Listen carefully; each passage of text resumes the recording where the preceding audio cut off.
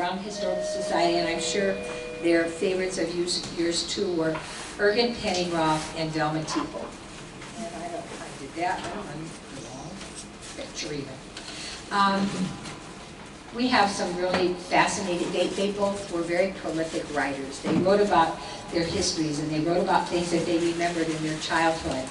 And it was interesting to me that they both wrote about the blizzards of 1936. So I thought that was a good place to start.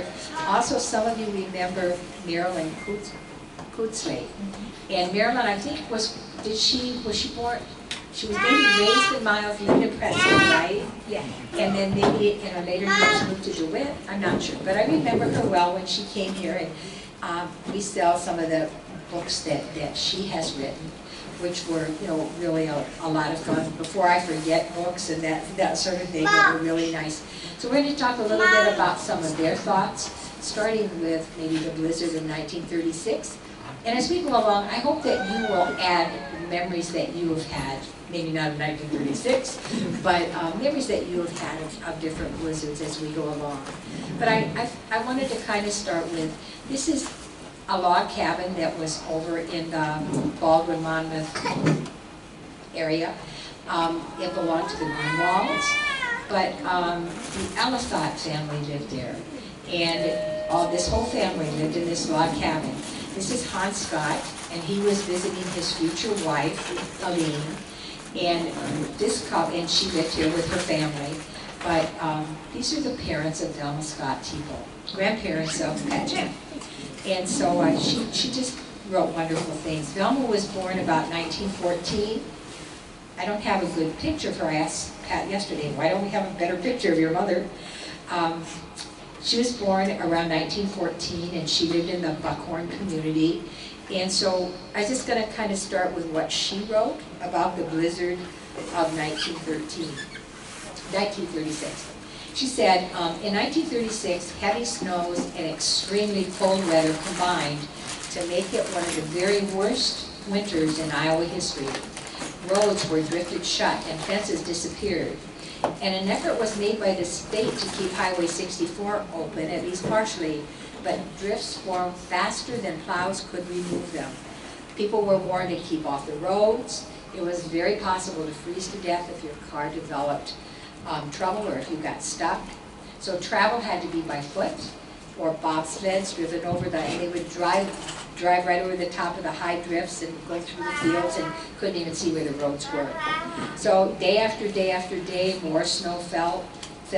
Winds were every day 40 miles an hour or more. They were relentless, and the drifts just became higher and higher and higher. She talked about some of her memories were their chicken house. Whoops. That's not the chicken house. She did talk about her chicken house, maybe. This is her chicken house out here. She said the chicken house became invisible, and the route to the barn was by the way of mountains and mountains of snow. Sub-zero temperatures dropped to record lows, and they lingered day after day after day.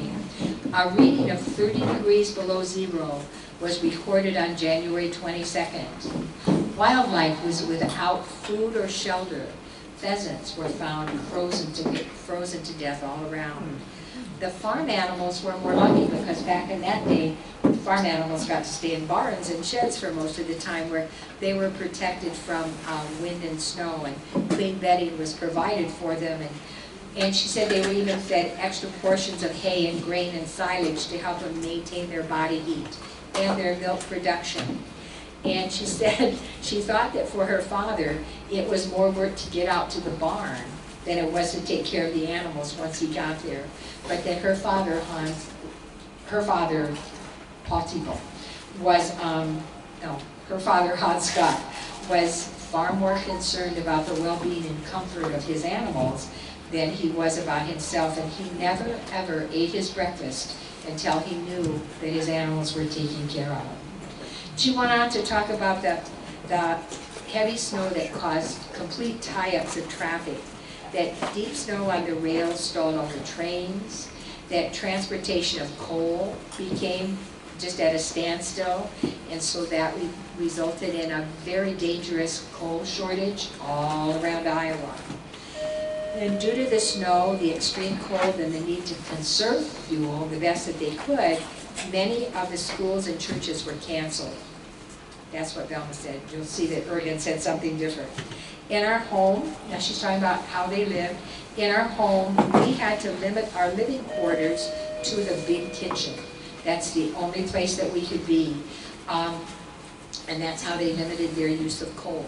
The cook stove was the source of their life, she said. It kept us warm, it cooked our food, it heated our water, baked our bread, and when the oven door was open, it dried wet mittens and warmed cold feet. Again, I think I have to go backward one. She said that she was teaching at the Red School that year, and I do not know for sure that this is the teacher, not sure that that was her, but she taught at the Little Red School. And although she says that the school was closed for a time, and I'm sure she would know, there were many, many times that the students and she walked to school on bitter, cold days. The teacher was also the janitor, as we know, and she said she was expected to have the school all warmed up by the time that the students arrived. She said, I would have been glad to step into a warm room myself after a cold 2-mile walk. I appreciated the rare occasion when I was offered a ride from the creamery. Her family was very involved in the creamery, to the school. She talked about great volumes of snow that blocked the roads in 1936, too much of a challenge for the Jackson County road equipment. She said, however, the road from Highway 64 to the creamery had to be kept open. And this was not only for the benefit of the creamery, because people needed milk, but also for the mailman who left the mail for everybody there at the creamery. Evidently there was a little corner store there. And she said because the equipment couldn't do the work, most of the snow removal was done by manpower using snow shovels. The cold weather and the heavy snows resulted in hard work for cream haulers. Due to the high drifts and the constantly blowing snow, it wasn't possible for them to do their routes many days. Relief came in February, not until February, when members of the CCC, the Civilian Conservation Corps, came with shovels to try to clear the roads.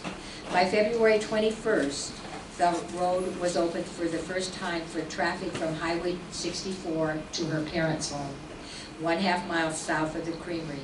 And it wasn't until February 26th that her brother was able to drive his car for the first time in 2 months. Can you imagine what that would be like? A warming trend came about the end of February. Snow began to melt, and by early March, creeks and rivers were rising, but it took a long time for all of those snowdrifts to melt. So that was what Velma Teeple remembered. And then my other very favorite person was Ergen Penningroth, and most of you knew Ergen. He was such a historian, such a recorder of facts, such a statistician. He just wrote everything, and he was wonderful. He said that 1936 was a year to break all the weather records, and he would know. There was extreme cold and snow in January and February. The 2 months were considered a legend, the worst since the state began keeping records in 1819. During a 36-day stretch from January 18th to February 22nd, the statewide temperature averaged minus 2.4 degrees. One blizzard after another came, setting records surpassed by none. The snowfall was more than 51 inches, with roadways drifting shut for weeks on end. The worst blizzard was on February 8th. Every road in Iowa was impassable. Every road in Iowa was impassable after that storm. Temperatures of 36 degrees below were common in many parts of Iowa, and that was the raw measurement, he said, not adjusted for what it feels like we do today. It even shut down the main rail lines of the railroads for days on end. Now, according to Ergen, in 1936, when the storms and drifts occurred, school was not canceled. Velma said school was canceled. Ergen remembered nothing but remembered nothing being postponed or canceled. And he talked about his friend Arnold Nutt from the Baldwin area, whom a lot of you knew, drove a school bus fashioned from a Model T Ford. And he said, and I have seen a photo of this, and I just couldn't find it to put it in the program. But books and lunch pails would be stashed under the planks, and the kids would pile in, and of course there were no heaters, and off they'd go to school. Bruce, Ludd, and Ergen took scoop shovels along, and when they came to places where they couldn't get through, they'd have to clear the areas, and most of the time they would travel with bobsleds and things over the top of the fences without sinking down. And the teams of horses would pull the bobsleds. Then he talked about Saturdays. On Saturdays during all of this, the farmers had to load their cream and eggs on horse-drawn bobsleds. They had to shovel the paths to get to town where their groceries and mail were picked up for the return trip. And most of the time, they had to shovel their way back in, just like they had to shovel their way out because of the blowing snow and the drifts and things like that. So we'll talk some more about some of the stories that he told in a minute. Now we know that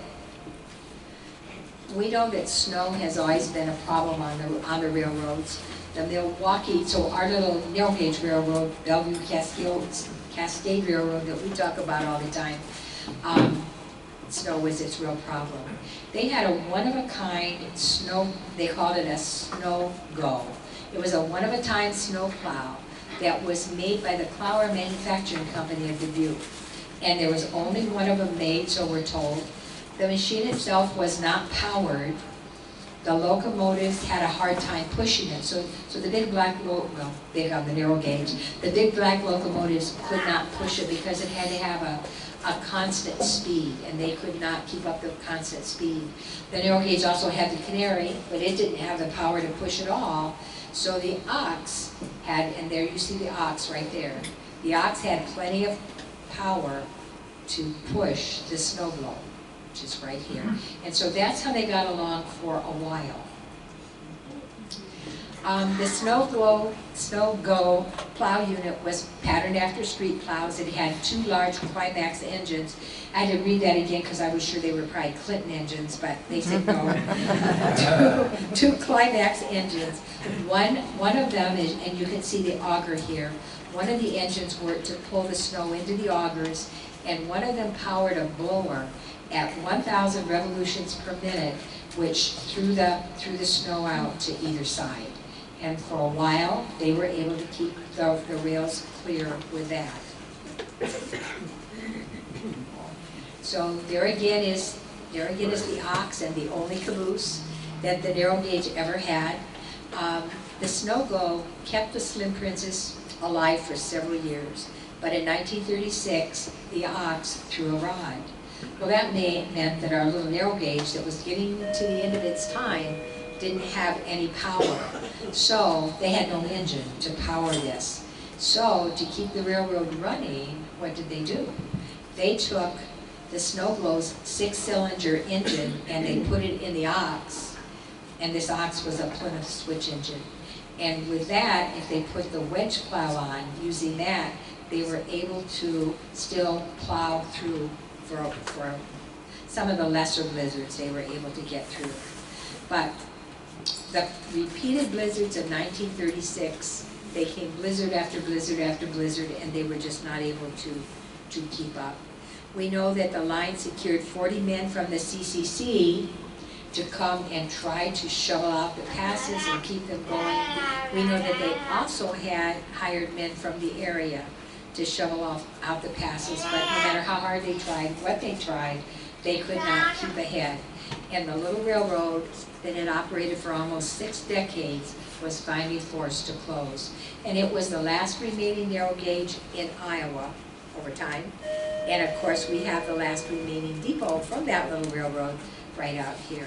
So that's an important thing for us. It all came to an end in these horrible blizzards of 1936. So this is a photo that I stole from Marilyn Kunsley's book, Before I Forget Stories. But she brought us this book to publish for her, and we do sell it up at our gift shop, so thought maybe nobody would complain. But this is one of the pictures from her book. So she remembered the winter, that horrible winter, and she had such a way with words, and she said, that year it snowed billions of bushels. Literally dumped an unbelievably deep layer of white stuff every day for weeks, piling drifts up to 17 feet and more. She remembered how the blizzard spread over every corner of Iowa and every highway became impassable. Secondary roads were still closed 3 weeks later. Bobsleds were called into service, as the others have said. Farmers drove across country over fence tops and snow fences. Heroic efforts were made, and I think we don't realize how that would have been. Heroic efforts were made back then, she said, to get milk to the cities. But they only went to homes that had babies or young children that could not get enough milk to market for everybody. If there was a dairy nearby, and I believe she's talking about miles now, maybe you guys couldn't tell for sure. She said if there was a dairy nearby, people walked, and they took gallon tin syrup pails, and they could go once a day and fill their pail with milk and go home, and that's what they had. People who ran out of wood, they were in big trouble, no heat, right? And so they moved in with their neighbors that maybe had wood for their stove. The train bringing grocery supplies and mail got buried in an enormous drift, and I guess that must have been between Miles and Princeton. She said when that happened, the railroad hired men to dig out the huge engine, and they paid them 35 cents an hour. But they were happy because their usual working wage was 25 cents.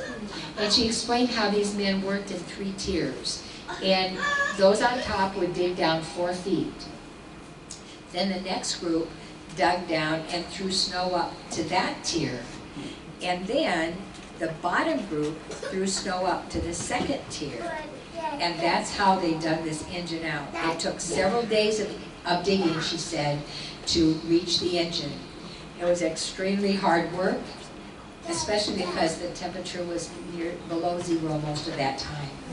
But after they got the engine freed and they got up steam, it slowly melted the remaining snow beneath it so that it carefully settled back down on the tracks. So I don't understand that. I don't know how it got off the tracks. But anyway, that's what she said. It slowly settled back down on the tracks. She also recalled conservation officers flying over Iowa, dropping hundreds of pounds of grain to game birds and to animals. She said the grain was in 15-pound sacks, and when they hit the ground, they would break open, and that way some of the animals were able to get a little food, but so many didn't make it through the winter. She said a total of 17 inches of snow fell during that blizzard in just one day. And they also had the longest cold spell in 117 years because of below 0 temperatures continued from January 18th until February 20th. So that is a long time. So anybody have anything to add to any of that so far? Any memories that you've had? Please, if you do, please chime in. All right, so we're going to go back to Ergen. Ergen went on to talk about the blizzards of 1937, okay? And this is ice on Maquoketa in 1937, but over by Springville. Okay. So Ergen said that weather during January 1937 turned out to be a once-in-a-lifetime situation. They had several freezing rains that left a coat of ice over an inch thick on almost everything. There was no such thing as salt or sand on the roads back then. Even tire chains on all 4 wheels didn't work. It was just very precarious. Most of the farmers kept at least 1 team of horses shod with steel shoes during the winter. And to walk, a person had to have creepers on their shoes, steel cleat-like prongs strapped onto their boots. He said the first thing to be done every day was to make a path from the barn or the shed to the water tank, using straw or manure or to the water tank. so that the animals that were not shod could get out to get a drink. When a cow slipped off the path going to get a drink, it usually slid down to the very lowest spot in the barnyard. And then that was a problem, because the farmer would have to get his shod horses out and use it to pull this unfortunate animal back up to the area around the barn where they could get footing and stand up again. Ergen said, there's an old saying that nothing is as helpless as a sow on ice. But says Ergen, a cow is just as helpless. So I just think it's so hard for us to even imagine what they must have gone through back then. My grandfather always talked about that, how he worked all day long just scattering manure to the cow tank, and then they milk cows, and the milk house was way up a hill, so he had to have a path to get the milk up there, and So he just didn't go anywhere. wow. So straw and manure, and then the animals could walk better without sliding. For the people. Or the people, right. Thank you. Well, Ergen was born May 3rd of 1921. So he was a 14-year-old boy when we talked about the first blizzards, right? And he tells in his book about skating everywhere with his clamp-on skates and going to the timber to get a bobsled full of wood for the fuel. His companion that he was with at the time stopped to fill his pipe. And he slipped, and he had his pipe in one hand and his open can of velvet tobacco in the other. And he slid like 40 or 50 feet and never spilled milk. So Ergen said that you had to have been there and experienced these things to really appreciate some of the humorous events that happened. Another story that he told that I thought was fun in his book was that he was skating over to a neighbor's to help out, because they had to skate everywhere then. And he said the neighbor's dog was laying in wait to nail him. But it took the dog a bit to get up full speed, and when they nearly met, the dog couldn't stop, and instead of biting him, slid through the intersection and down into a ditch. And that gave Ergen a chance to be long gone, he said. But he talked about how much fun kids had during that time. You know, they could enjoy it and they didn't have the worries. And so he entitled this chapter of his book, Ice-Capades. Then he talked about a blizzard that's going to be more familiar to a lot of you, the blizzard of 1978-79. Evidently, it started on New Year's Eve, right? Ergen said it started out New Year's Eve with a blizzard. The weather during January was horrible and atrocious. It reminded him of the winter of 1936 when he was a teenager, and he had never forgotten that. But as we said, a teenager has little responsibility, so it didn't affect him as much. In 1979, he had 2 farms, and he had to get from one to the other to feed the cattle and do the chores. And on January 13th of that year, there was a genuine blizzard with 18 inches of new snow, which set an all-time daily record snowfall. 30 years later, that record still stands, 30 years from when he wrote his book. All the roads were drifted shut, and Clinton County, where Ergen lived, called out the National Guard to help clear the roads from Lost Nation to Highway 61. In his book, he talks a great deal about the effort that it took for him to get from farm to farm. And he talks about Clarence Gert, who would help him. Ergen had bought a VW Volkswagen to help him get from farm to farm because it had four-wheel drive. But even with this, he got stuck. And when he did, Clarence Gert would come and try to help him out. But finally, they got a snowmobile. And they would use the snowmobile to make the trip from farm to farm. And the snow was so deep that as they traveled, they could reach up and touch the telephone wires. Oh. On the 16th, it was minus 15 degrees, and the National Guard brought in a dozer. And that bulldozer worked for 3 weeks, shoveling snow back enough just to have one-way traffic on that road. On the 17th, Ergen said the roof on his cattle shed collapsed because of the weight of the snow. And finally, on the 18th, he said they had school, but the 19th brought freezing rain, and now he says they did cancel school, but this is in '79. On the 23rd, there was a wet snow with temperatures around 36 degrees, and then came another blizzard. But Ergen and Dean had to get to the South Farm because the water tank had frozen over and there was no water for the animals. So the cattle had no water, they drove as far as they could get, and then they had to walk many miles to get there to break up the ice so that the cattle had water. Tells an interesting story about about Wayne Sheepers, and a lot of you know Wayne Sheepers, Lois, who worked at the hospital as a nurse for so long. So as they approached the Wayne Sheepers farm, they saw broomsticks and red flags sticking out of the snow. And they learned that Lois, a nurse at the hospital, had tried to get home, but her car got stuck, and it got covered over with drifts until you couldn't even see it. Wayne had tried to dig it out, but finally gave up, thinking that pretty soon the wind would subside and maybe it would be easier the next day. Instead, the wind had blown the new snow and buried the car even deeper under many, many feet of snow. So they just put signs up. I'm gonna go a couple of pictures up here. Aha! So this is a picture that Ernie. When that blizzard of '78, '79, that was the year that Richard was conceived in the blizzard. So we tell him that he was the blizzard baby. A blizzard baby. Oh wow. Okay. Our youngest child was born when that blizzard first started in '79. Oh wow. And we got him delivered, and then Les went home and couldn't come back up to the hospital until it was time to go home. And they were calling on the snowmobile clubs to go get people, their workers, their nurses, and the hospital personnel to bring him in. This is at Finley in Dubuque. And I remember then when we went home, it was still pretty dicey, and a maintenance guy was in the elevator with us, and he says, "Boy, I hope you got a lot of formula at home."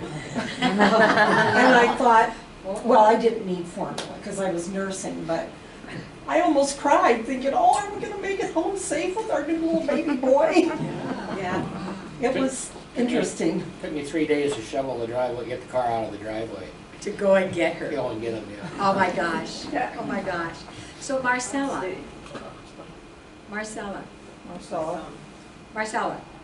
what winter were you born when Dr. Frank put you in the oven?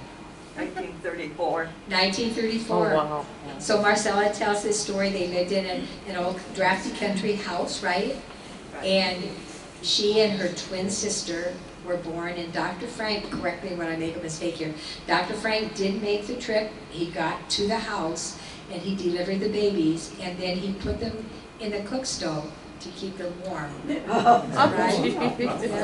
That was it Dr. Frank? Dr. Frank. and meat for stew. Yeah. Who else has thoughts about this blizzard? Oh, they always talk about like one blizzard, but it was the entire winter, and it hardly ever got above zero. Wow. And the one blizzard we had, well, there's several nights where we lived on the Maquoketa River where it got 32 below. But the one night, we had wind gusts 75 mile an hour. We didn't lose power, but we had no farmhouse with no insulation. And we just had one room that we closed everything off, and we slept on the floor all winter. And that... We ran out of wood too. Yeah. I had the kids' plastic sled, and I'd go tear boards off of barns and stuff to try to keep from freezing to death. Then we relied on corn cobs Wow. for quite a while. Burning corn cobs. Yeah, Anything I could find. yeah. Right. Oh my gosh. And we relied on snowmobile too. The girls, we had 2 daughters at that time, and we were in that house all winter. It was a long winter. It would just be snowstorm after snowstorm, and then wind. Yeah, we just get our long driveway cleared out, and then that night it'd fill in worse than the night before. And you'd have to start over. The tractors, the hydraulics had quit. And Oh, yeah.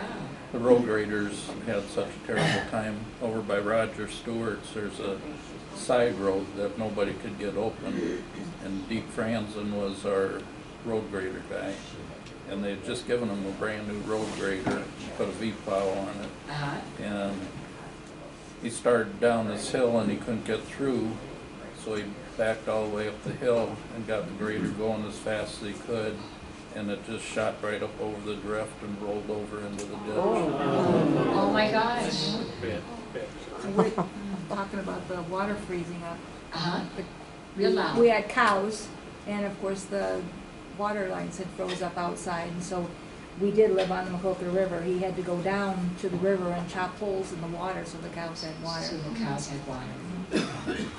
Wow. Do we even think about how lucky we are? Roger. I'm not sure which blizzard this was, but it was later in the winter, and this blizzard came up, and my boys, Tom and Mike, were in school, and we said we have to get the cows and calves into a barn that was about maybe a mile away, and it was a big barn we could get them into. And so we rounded up these 30 cows, 30 calves. We got halfway there, and the storm was so bad you couldn't see very well. We were short one calf, and so we had 30 cows, 29 calves. So we went back, and then we found the one calf, and it was on top. It had gotten on top of a big stump. It was just standing there above the snowpack, and it was quite an ordeal. Boy, I guess. Mary. We had, our mom and dad kicked us out and said, go sledding, go do something, because we were driving them crazy in the house. So at that time, the drifts were way above the fence lines and small trees, so you kind of had to climb up and take your sled and go sleighing. Well, we were having fun, a blast, and my mom came out to just watch us. And we kind of ventured more where this ravine, we knew this deep ravine was, but there was a coat of ice, so we thought we'll be fine. And there was 3 of us, and we all went down at the same time. All of a sudden we went down. Oh. And the way the snow somehow formed, we could actually go down the ravine. It was like a tunnel. And we thought it was fun.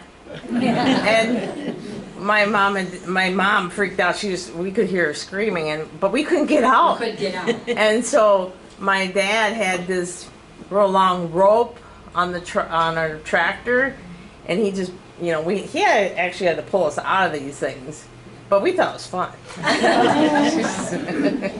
So yeah, that's my experience of that one. You had of the river by Spragueville. That way. Everybody was getting 4-wheel drive trucks, and Deke Franzen and Clarence Ports went and they each bought a brand new pickup. And they went in at Spragueville, and we were eating lunch, and Deb says to me, "Come over here." And we looked out our kitchen window, and here come those 2 guys 4 miles up the river, brand new trucks. Oh. Oh my gosh. Any other great stories? In '79, I was living in Cedar Rapids and was sharing a house with another gal. Now, we could shovel to a certain extent, but by the time the driveway was so high, it was over the car that we used. We had to get one of the neighbor guys to come in and shovel up over that. And then if we did use a car, which we tried to use the bus most of the time, you had to honk at every intersection because you couldn't see any oncoming cars. So you had to wait, honk, wait, listen, and then slowly pull out. But that was an arduous year. It was a cold one too.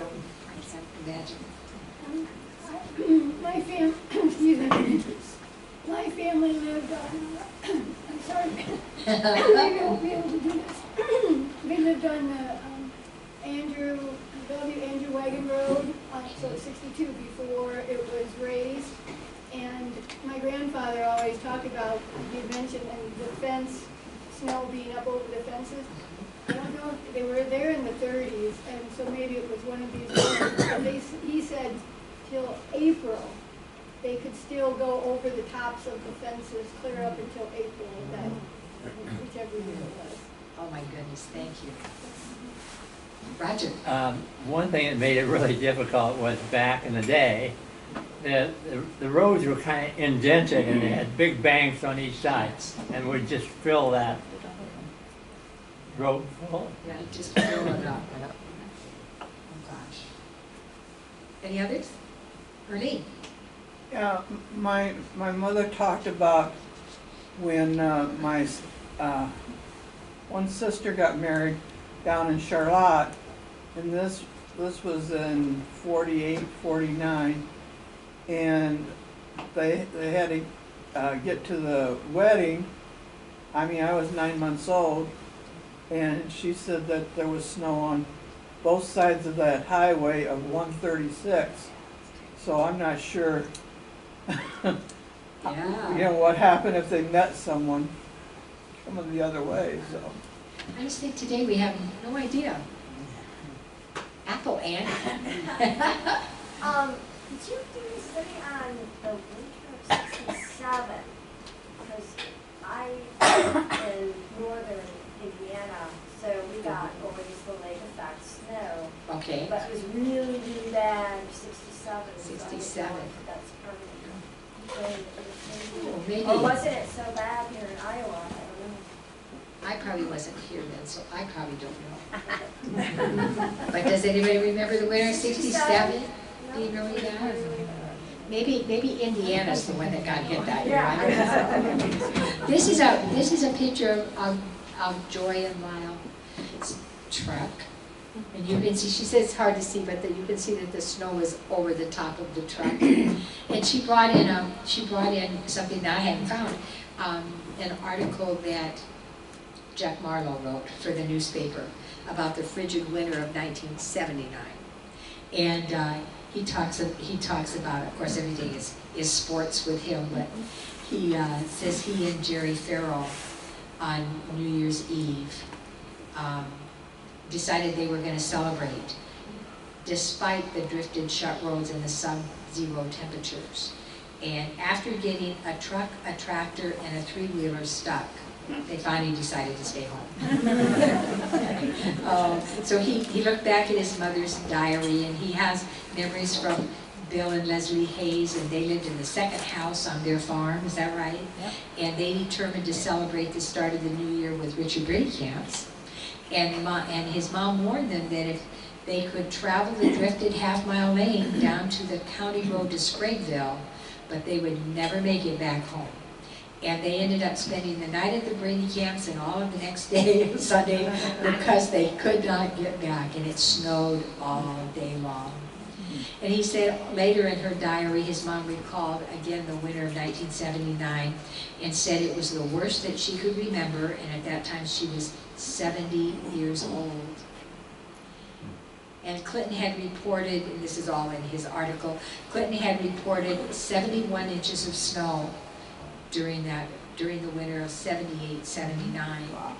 And that his mom wrote about many weather-related problems that, probably you don't think of, the frozen water so that you can't have anything to drink, and trying to get the tractor started so you can clear the lane, and all of that sort of thing, and how people worried until their gas supplier came and filled their propane tanks, and what happened when they were out of wood and out of coal, et cetera, and how they too had to rely on, how Bill and Leslie had to rely on snowmobiles to get to the highway and then get picked up and get taken to work. And then Jack said, I covered basketball games those cold nights with dangerous road conditions, accompanied by a scoop shovel and insulated coveralls. That was Jack's take. So thank you, Joy, for bringing that in.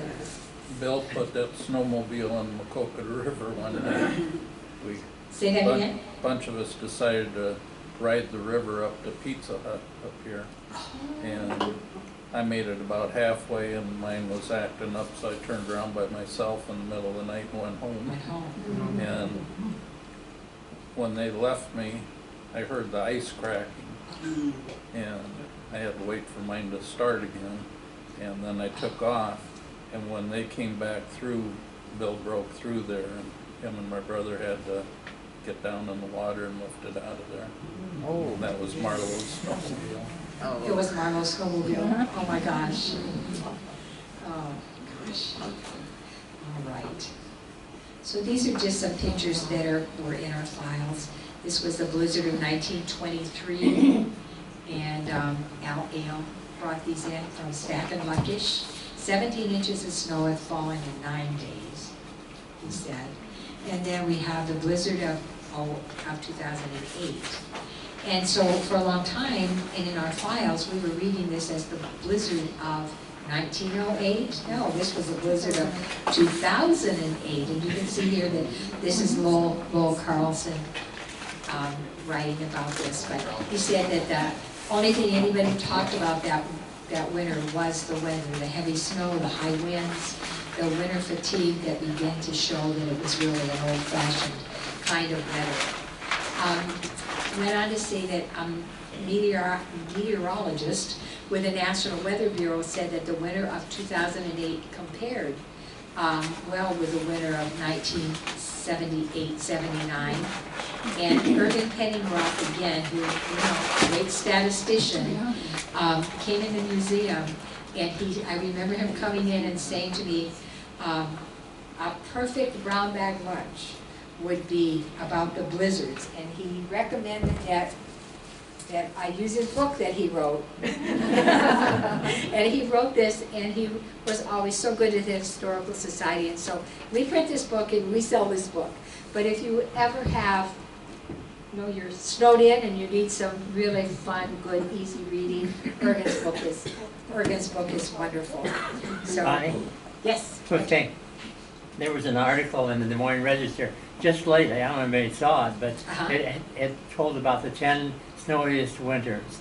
Anybody see that? I didn't see that. And of the 10, 3 of the snowiest were 07, 08, 09. 2000, 2007, Yeah. 8, and 9, Yeah. really? Wow. Well, it sure wouldn't be this winter, would it? Wow. So, so in 2008, so we're talking about 2008 here, city budgets, you have to think about that a little bit. City budgets were strained with overtime expenses for their crews, clearing the roads, the cost of lime and salt and sand were staggering. Some cities ran out totally. The hardware store in Bellevue, this is a Lowell Carlson article, the hardware store in Bellevue had staggering statistics. In a normal year, they would have sold 3.5 to 4 tons of ice remover. By February of 2008, they had already sold over 10 tons. And even to Maquoketa customers, because Maquoketa stores ran out first, so they needed that much. They had already sold, and this was by February, early February, they had already sold 175 snow shovels and thought they'd probably sell another 25 by spring. And the demand for birdseed was enormous, he said. And even DM&E freight had, mental blank what that is. What is the DM&E freight? Even the DM&E freight headed through Bellevue drifted in on a routine stop and had to be shoveled out. So it just stopped for the few minutes it was supposed to stop, and in that short amount of time it got completely drifted in and they had to shovel it out.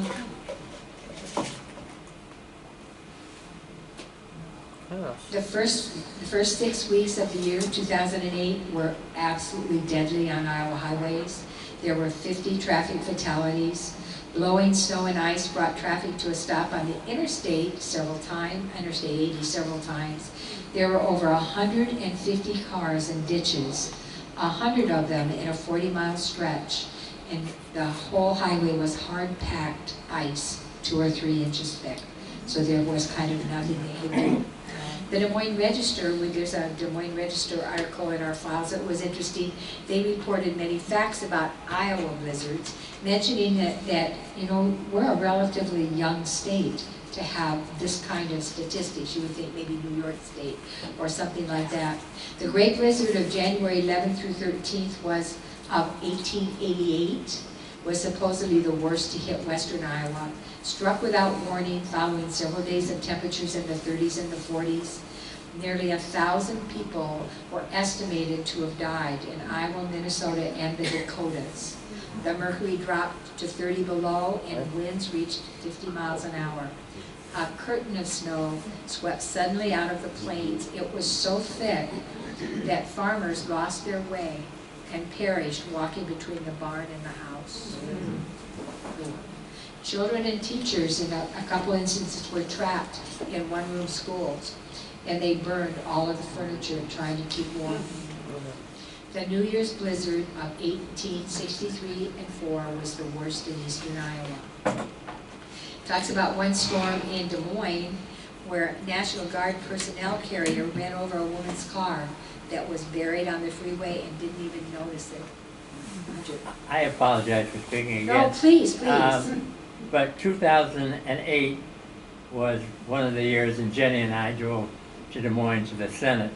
Okay. And we go down 80, and it was just like a junkyard. It was big trucks.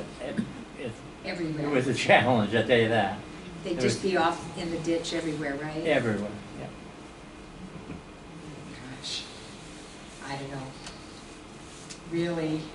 So here's a 1930s in Maquoketa, just some of the equipment that they used back then, cleaning the snow. That's Dr. Bowen. We talk about Dr. Bowen a lot. He kept deer in his backyard. And Dr. Airgood.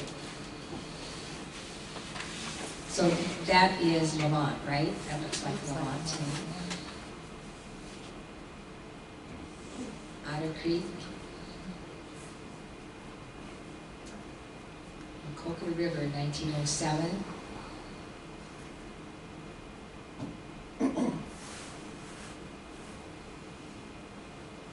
This is Camp Maquoketa. I think that's, oops.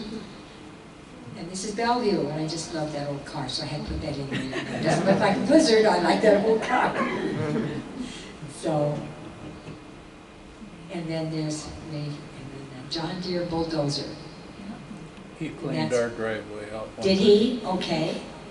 Charged 1960. $75 to haul it there and clean it out. So $75 he'd haul in his Yeah, bulldozer and he pulled it, I think with an old car. really, Yeah. like this? Yeah. Yeah. He made that machine.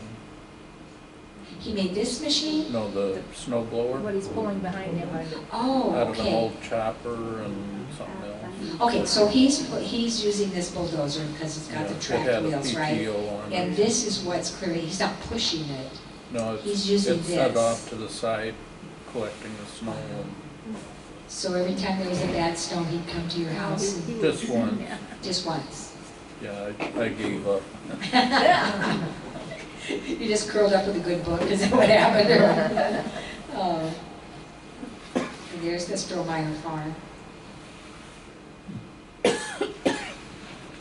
And I couldn't resist this, I thought that was cute. In 78, 79, we got stranded at our folks' house, south of Goose Lake quite a ways, out in the country, and our middle daughter was just a baby, and we didn't have formula, so I didn't want to risk getting them home, so I made it home myself and did chores, and then I bought a new snowmobile that year, and I had to go the 22 miles back to their place on New Year's, New Really? Year's Eve, Oh, jeez. and get the formula to her, and then we rode out in the fields most that night. The fields, you thought you were on the moon or something. There were so many, it was just like waves. Waves. And then early the next morning, I got on it, had to head home to do chores, and I couldn't even get the snowmobile through a lot of the gravel roads, and had to go more towards Elvira, get on the highway. And then when I got up by 136, I kept seeing these little square spots in the, where I was riding. Finally figured out I was going over top of cars, Cars? Oh. one after another. That's amazing. Sue? In the early 80s, we lived west of town and we were, you know, on gravel not that far away from the airport road. And we would get snowed in a lot, and my parents would bring groceries along the highway, and Jim would take us sledding, go get them. And so after that happened so many times, I stocked up on food. At that time, we only burnt wood, and we got sold out. So all of my canned goods, you know, both. Froze. And the refrigerator didn't run, so I lost everything in there. And our pipes burst, you know, froze and burst. So, yeah. So you remember all that. So those of you who lived on farms and like Roger talking about feeding his cattle, how much notice did you have that a blizzard was coming? Not like today, right? No, we didn't get first alert days back then. Okay, so you just, when it showed up, you knew it was coming, is that what happened? No, it usually had days notice. Okay. How we knew back in the 50s is WMT radio. Yeah. That would be how we knew what was coming. And usually we would have close to a day for the big ones. That's when all the moms would go to town and pick up the food and come back. But in the 50s, where I was living with my folks, we had coal heat. We had a hen house full of chickens.